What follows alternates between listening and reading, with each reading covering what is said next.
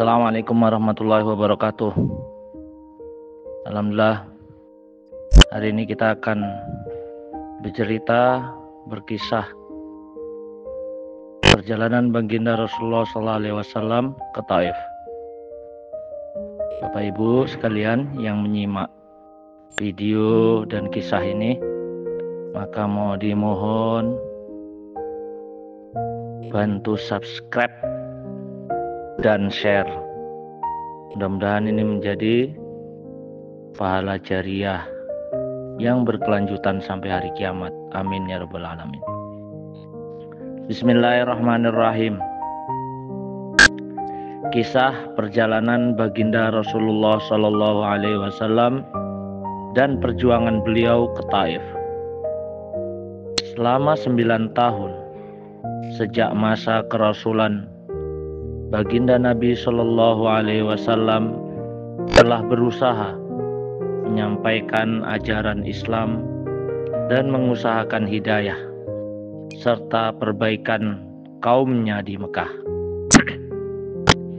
Namun, kebanyakan orang-orang Mekah selalu menyakiti, memperolok-olok, dan membuat semena-mena terhadap baginda Nabi Shallallahu Alaihi Wasallam dan para sahabat, kecuali sekelompok kecil orang yang sudah masuk Islam dan beberapa orang yang selalu membantu beliau walaupun belum masuk Islam.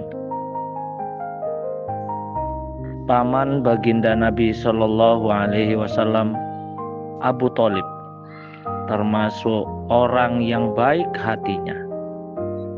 Meskipun belum masuk Islam, dia selalu membantu baginda Nabi Shallallahu Alaihi Wasallam dalam segala bentuk cara.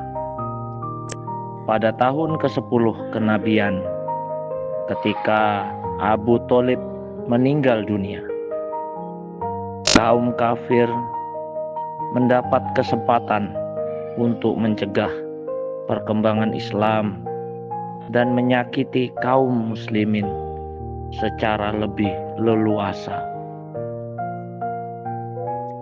Baginda Rasulullah Shallallahu Alaihi Wasallam pun pergi ke Taif yang didiami kabilah Sakif yang berjumlah besar, dengan harapan apabila kabilah tersebut masuk Islam, kaum muslimin akan terbebas dari berbagai penderitaan dan Taif akan menjadi pondasi penyebaran agama.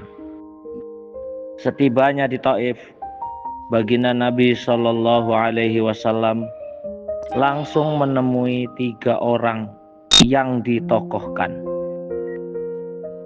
Beliau berbicara dengan mereka, mengajak mereka kepada agama Allah Subhanahu wa Ta'ala, dan agar mereka mau membantu baginda Rasulullah Sallallahu Alaihi Wasallam.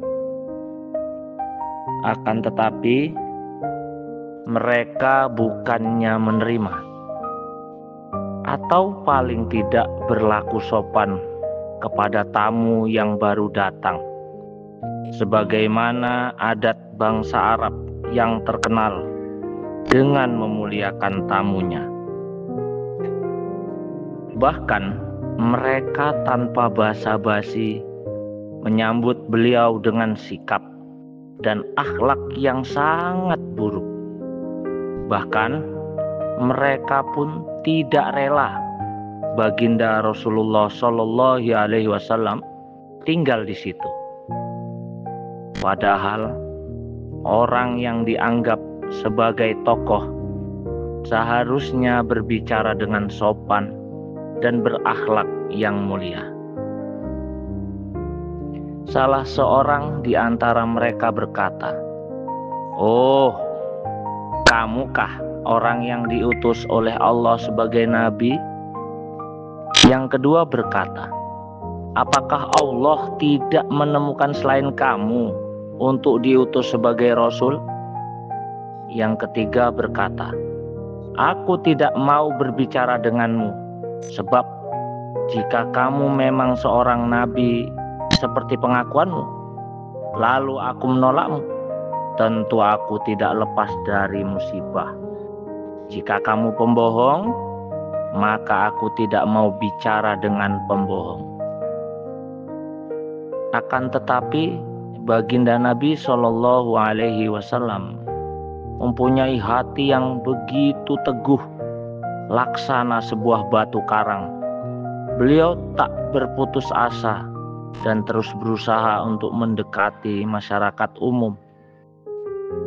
Tetapi tidak seorang pun yang mau mendengarkan beliau.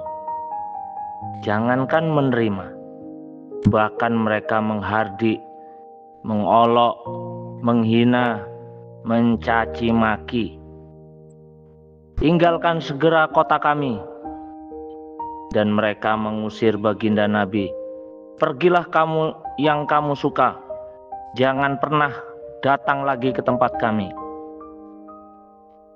Ketika baginda Nabi Shallallahu Alaihi Wasallam sudah tidak dapat mengharapkan mereka dan siap-siap untuk kembali pulang, maka mereka menyuruh anak-anak kota Taif membuntuti baginda Nabi Shallallahu Alaihi Wasallam. Mereka lalu mengganggu, mencaci, melempari, mengejek-ejek baginda Nabi Shallallahu Alaihi Wasallam dengan melempari dengan batu, sehingga kedua sandal beliau berlumuran darah. Dalam keadaan seperti itulah baginda Nabi Shallallahu Alaihi Wasallam meninggalkan Taif. Di tengah perjalanan, tatkala sudah merasa aman dari gangguan anak-anak nakal itu, beliau berdoa kepada Allah Subhanahu wa Ta'ala. Allahumma ilaika ashku du'fa quwwati wa qillata hilati wa hawani 'alan nas ya arhamar rahimin. Anta rabbul mustada'afin wa anta rabbi ila man takiluni ila ba'idin yatajahammuni am ila aduwim malaktahu amri illam yakum bika alayya ghadab wala ubali walakin afiyatuka hiya awsa'uli. A'udzu binuri wajhik alladzi asyraqat lahu dhulumat wa saluha alaihi amrud dunya wal akhirah min ayyanzila bi ghadabuk aw yahilla alayya sakhatuk lakal utba hatta tanda wala haula wala quwwata illa bika. Ya Allah, aku adukan kepadamu lemahnya kekuatanku, habisnya upayaku dan kehinaanku dalam pandangan manusia. Wahai yang Maha Penyayang, melebihi sekalian penyayang, Engkaulah Tuhan orang-orang yang tertindas, dan Engkaulah Tuhanku. Kepada siapakah Engkau serahkan diriku? Kepada orang asing yang akan memandangku dengan muka masam, atau kepada musuh yang Engkau kuasakan kepadanya segala urusanku? Tiada keberatan bagiku asalkan Engkau tidak murka kepadaku. Perlindunganmu sudah cukup bagiku Aku berlindung kepadamu dengan nur zatmu yang menyinari segala kegelapan, dan dengannya menjadi baik segala urusan dunia dan akhirat.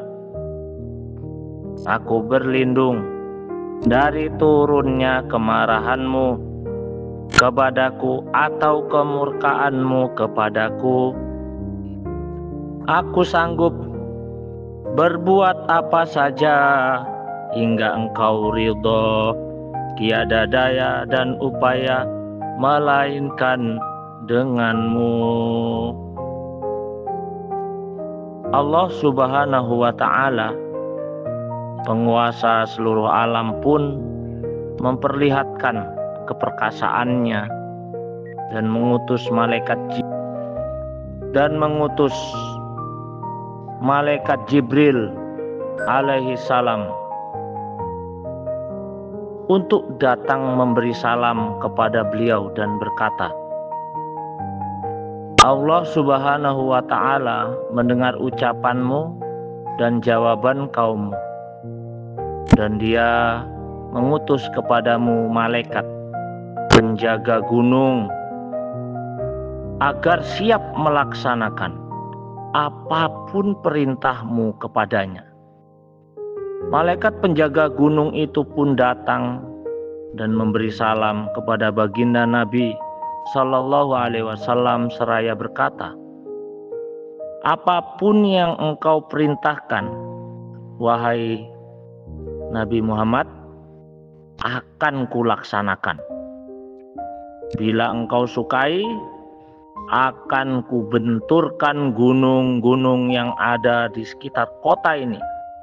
Akan kubenturkan gunung-gunung yang ada di sekitar kota ini, sehingga siapa saja yang tinggal di antaranya akan hancur binasa tanpa sisa.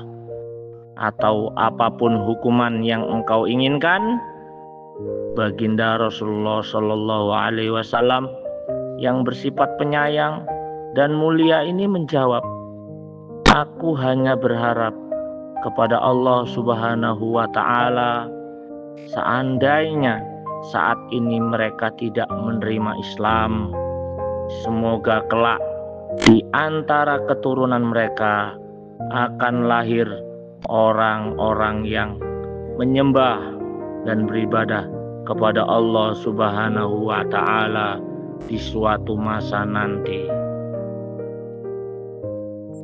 Maka apa yang terjadi di kemudian hari setelah wafatnya Nabi Sallallahu Alaihi Wasallam, kota Taif pun diberikan hidayah oleh Allah Subhanahu wa ta'ala, sehingga mereka mendapatkan hidayah menyembah Allah, beribadah kepada Allah, mengikuti ajaran Rasulullah dan memperjuangkannya. Demikianlah akhlak baginda Nabi Sallallahu Alaihi Wasallam yang mulia. Kita mengaku sebagai pengikutnya, namun ketika sedikit kesulitan atau celaan menimpa kita, kita langsung marah, bahkan menuntut balas seumur hidup. Kezaliman dibalas dengan kezaliman, sambil kita terus mengaku sebagai umat baginda Nabi Sallallahu Alaihi Wasallam. Meskipun mengalami penderitaan dan kesusahan yang berat, baginda Nabi Sallallahu Alaihi Wasallam tidak berdoa buruk dan tidak menuntut balas. Mudah-mudahan kisah ini menjadi pahala jariah ketika kita share. Jangan lupa like, komen, dan subscribe. Maka mudah-mudahan kita senantiasa mendapatkan hidayah, diterima taubatnya, diberi rizki yang berlimpah, selamat dunia sampai akhirat, mendapat pertolongan Allah Subhanahu wa ta'ala. Amin ya rabbal alamin. Assalamualaikum warahmatullahi wabarakatuh.